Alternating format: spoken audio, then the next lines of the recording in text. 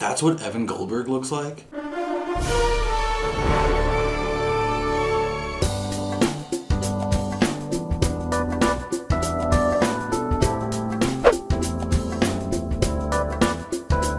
They had started a cannabis brand, and I was like, oh, Seth Rogen, weed. Makes sense. Match made in heaven, right? Perfect. So the brand is called Houseplant. Beautiful. They sell accessories and all sorts of lifestyle-esque things that they are, as Doug coined it, high-end. High. I just wanted to talk about it because I thought it was cool. I thought the branding is nice. It's. I'm gonna keep saying it high-end. I'm gonna keep saying it. It's high-end. I was gonna clean my room.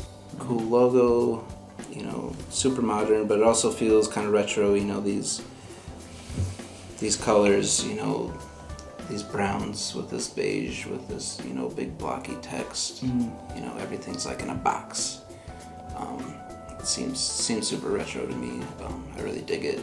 You know, even just all this website stuff. You know. Am I reacting now? Is that? Until I got high. Yeah. Is that what's happening? Where's Chet? We're just talking. That was a preface. Yeah. Okay. Seth is a brand, right? I think he's sort of done that with his movies, with his attitude. I think people in Hollywood and now everybody, I think, kind of understand what Seth Rogen is about. And it's not just weed. I think he appreciates, obviously, the minimalistic sort of design principles that are applied here. Get the counter ready, high end. But it does have a sense of kind of like, what's Ron Burgundy say? I know that's not a Seth, like mahogany books and, you know, fine leather goods. My apartment smells of rich mahogany. It's sort of that kind of vibe.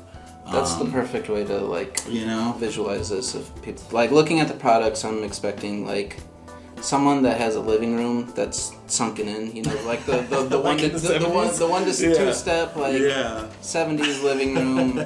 They had these obnoxiously large lighters. Could you sum that feeling up like in 2 words? It's hard to describe, right? Like, there you go. I like what you did there.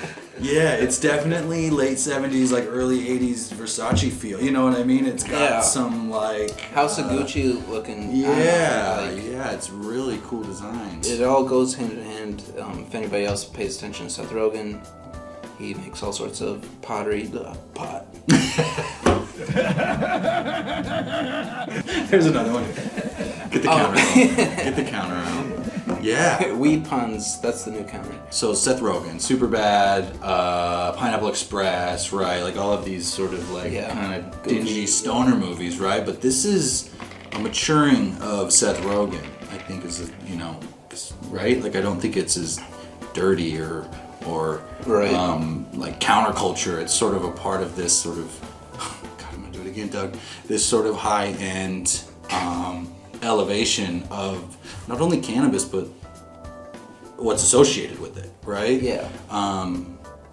It's not dirty ash and you know, stinky apartments, right? This is a sunken in living space where you go with your, you know, friends after I don't know what Seth Rogen does, but yeah, I like it. It's a maturation, I think, in the ways that we think about cannabis in 2022. Good, but I want to turn back to the brand name itself.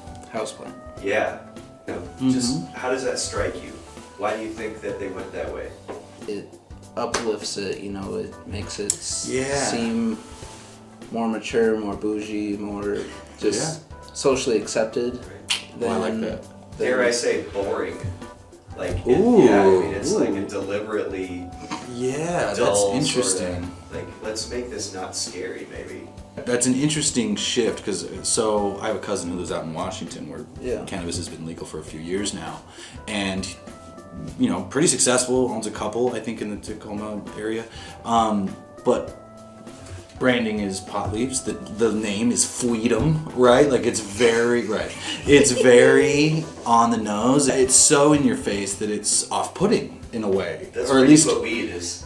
In your face, yes. Yeah, like, I don't know, like, if you're not, you know, 19 years old or whatever, and you want to, like, buy it, stuff like that. You don't want some like zany, Right. childish, maybe looking stuff. You know, it doesn't have to be all like Rasta looking or you know Well, I think dumb stereotypes. You know, some people really need it to function in their roles or in their, you know, societies, but it does feel good that a guy like Seth, who's been with that journey since the beginning, really, has something like this under his belt, because I do feel like we'll start to see a lot more of this. This isn't a cannabis brand.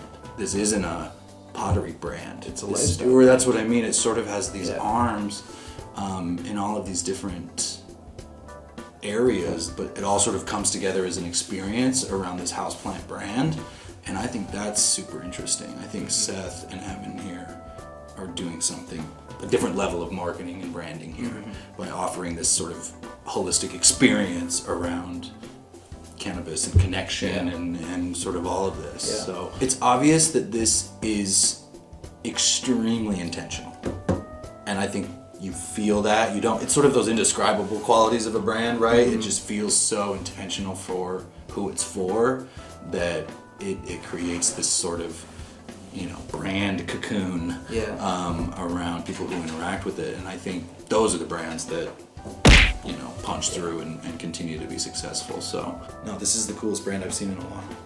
it's all very cool. It's very cool. Very cool.